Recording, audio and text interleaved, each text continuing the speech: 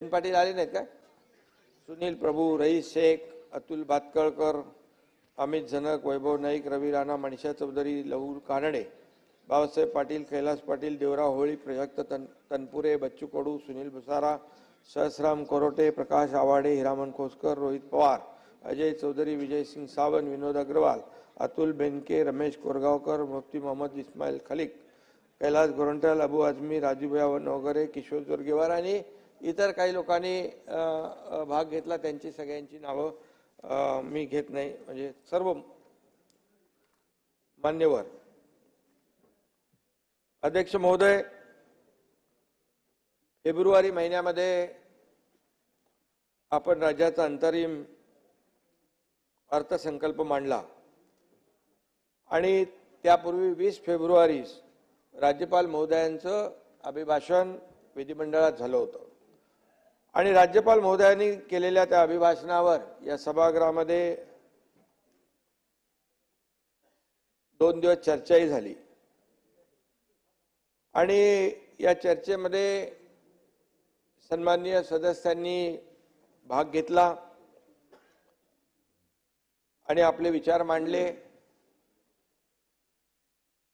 आणि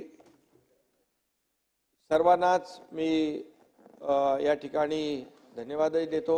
एक सकारात्मक चर्चा घडवून आणली. काही लोकांनी आपले विचार सरकारच्या घेतलेल्या निर्णयाच्या बाजूने मांडले, काही विरोधात मांडले. आपल्या युती सरकारला 2 वर्ष पूर्ण झाली आहेत आणि सरकार स्थापन झाल्यापासून म्हणजे ज्या दिवशी सरकार स्थापन झालं त्या दिवसापासून सुरू झालं की हे सरकार 2 दिवसात पडेल, 1 महिन्यात पडेल, 2 महिन्यात पडेल, असं करून करून सरकार काय पडलं नाही. 2 वर्ष या सरकारला पूर्ण झाली 30 तारखेला आणि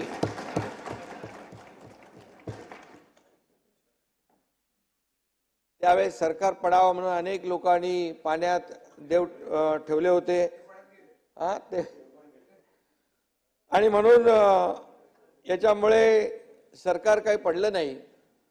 परंतु सरकारची कामगिरी पाहून विरोधकांचे चेहरे मात्र पडले. 2019 मध्ये जनमत पायदळी काय म्हणाले तुम्ही? हो आले ना. आता विधानसभेत कळेल ना. फेक नरेटिव्ह लोकांना फसवता येते, एकदा पुन्हा पुन्हा फसवता येत नाही. आणि जे फसले त्यांना आता चूक कळली आहे. त्यामुळे 2019 ला विजय भाऊ जनतेचा जनमत. विजय भाऊ ऐका, मी तुमचं खास तुम्ही कुठे गेला म्हणून विचारत होतो शंभूराजला.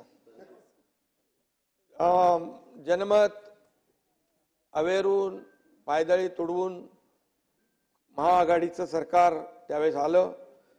खरं म्हणजे त्यावेळेपासूनच आम्ही त्या बाबतीमध्ये मी जास्त काय बोलत नाही, पण त्या विरोधामध्ये आम्ही अध्यक्ष महोदय उठाव केला आणि त्यामुळे महाराष्ट्रात खऱ्या अर्थाने लोकांच्या मनातलं आणि वैचारिक भूमिकेतून सारखं असलेलं महायुतीचं सरकार आम्ही आणलं. त्या उठावाला देखील 2 वर्ष झाली. सर्वसामान्यांच्या आयुष्यामध्ये आनंद निर्माण करणं हाच आमच्या सरकारचा ध्यास होता आणि आजही आहे.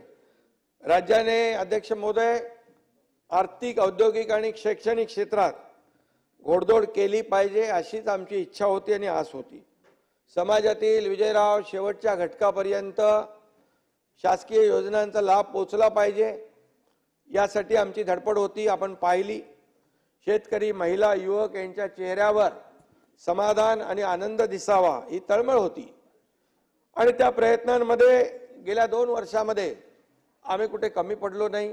प्रयत्नांची पराकाष्ठा केली आणि खऱ्या अर्थाने जो काही विचार आम्ही मांडला, मी आजही जे नेहमी सांगतो, छत्रपती शिवाजी महाराजांचा आदर्श डोळ्यासमोर ठेवून आम्ही कारभार करतोय आणि हिंदू हृदय सम्राट बाळासाहेब ठाकरे यांच्या विचारांचं सरकार आम्ही स्थापन केलं आणि त्यासाठी अहोरात्र आम्ही काम केलं. जनतेचा विश्वास देखील आज आम्ही या ठिकाणी पाहतोय की गेल्या 2 वर्षामध्ये जनतेसाठी केलेली कामं, घेतलेले निर्णय याचाही आम्हाला आनंदही आहे आणि अभिमान आहे. आणि विचार, विकास आणि विश्वास ही आमच्या यशाची त्रिसूत्री आहे, हे मी या ठिकाणी अभिमानाने सांगेन. आमच्या काळामध्ये 9 अधिवेशनं पार पडली, 75 कॅबिनेट झाल्या, त्यात सुमारे 550हून विजयराव आकडा लिहून घ्या अधिक निर्णय आम्ही घेतले. खऱ्या अर्थाने या काळामध्ये बरेच वेताळ आडवे आले, परंतु आम्ही विकासाचा विक्रम करत गेलो, हे मी या ठिकाणी नम्रपणे नमूद करू इच्छितो. इतके निर्णय यापूर्वी कधी झालेत का, हे आपण आपल्या मनाशी विचार करा, पाहून घ्या, तपासून घ्या. कारण हे निर्णय आम्ही का घेऊ शकलो, कारण आम्ही घरात बसून नाही तर लोकांच्या दारात जाऊन, शासन आपल्या दारी नेलं, लोकांच्या दारात नेलं आणि कार्यकर्ता घरात नाही तर लोकांच्या दारात शोभून दिसतो, ते काम आम्ही केलं. आणि म्हणून आम्ही घेतलेल्या वेगवान निर्णयाचे पडसाद देखील जनतेमध्ये उमटले. आणि विधिमंडळ, खरं म्हणजे या विधिमंडळामध्ये देखील अनेक आपण चर्चा केल्या, अनेक निर्णय घेताना आपणही सहकार्य केलं, आपलेही विचार मांडले. हा विधिमंडळ हा लोकशाहीचा एक प्रमुख स्तंभ आहे.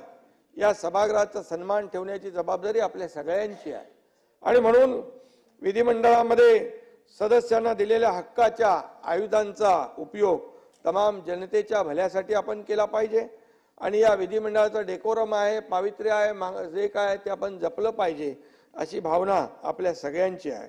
आणि या पावित्र्याचा भंग होणार नाही हे देखील पाहण्याची जबाबदारी आपली आहे.